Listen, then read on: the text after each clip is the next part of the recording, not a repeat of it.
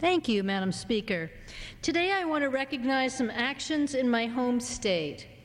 Last week, Maine became the 5th state in the country to embrace marriage equality. Same-sex couples live all over our state in loving, committed relationships, raising families and growing old together. Yet they have not been afforded the rights and responsibilities that come with marriage. Last week, our legislature took a major step towards correcting that injustice. In the week leading up to the vote, thousands of people filled the Augusta Civic Center to testify on the marriage equality bill. People came from all over our state. Men and women, straight and gay, young and old, couples and single people. Many of them waited hours for their turn to speak. When they got to the microphone, the overwhelming majority said it was time for Maine to recognize same-sex marriage. Maine moved the country one step closer to federally recognizing and protecting the right for two people, regardless of their gender, to be married. Maine has always been an independent state, with a forward-looking legislative body and citizens with common sense. I stand here today to congratulate my home state on the passage of this landmark victory. The landmark victory didn't come easily or without long debate. Many personal journeys began and ended with this lengthy discussion. My daughter happens to be the Speaker of the House, and she shared her own personal story, which with pride I would like to share a few of her words which reflected our family's feelings. She said when she got up to testify, "This issue brought home for me 2 summers ago when my husband and I were married. Our local pastor was on a trip abroad and unavailable to perform the wedding ceremony. My husband and I wanted to be married by someone we knew and trusted. We asked a good family friend to perform our wedding. We knew his tone, his presence, and his sense of humor would be perfect. He was honored to do it, and we immediately got to work planning the ceremony. Throughout the preparations for the wedding, he gave us honest and valuable advice about the joys and challenges of a lifetime of commitment to another person.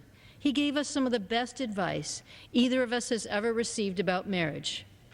And she went on to say, "As we drove away from our wedding rehearsal, all of us happy and relieved that everything seemed to be going well, my friend said to me, 'I am honored to perform your wedding.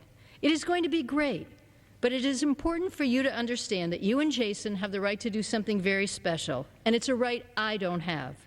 That friend that married us is a gay man who had been living in a committed and loving relationship with the same man for more than 30 years. It struck me at that moment that a person whom I respected and trusted, a person as close to me as some of my dearest relatives, a person whose relationship was a model for me of trust, compassion, longevity, was legally denied a right and status that my husband and I were about to be granted. There is nothing fair about giving some committed couples in Maine the right to the legal responsibilities and privilege of marriage and denying it to others." That was my daughter Hannah, the Speaker of the House's story, and one that held great meaning to my family and to so many of us across Maine as we considered the plight of many of our friends in committed relationships who haven't been allowed the right to make it legal. When the deliberation ended and the public hearing and it was time to vote, many of Maine state legislators found themselves in new territory.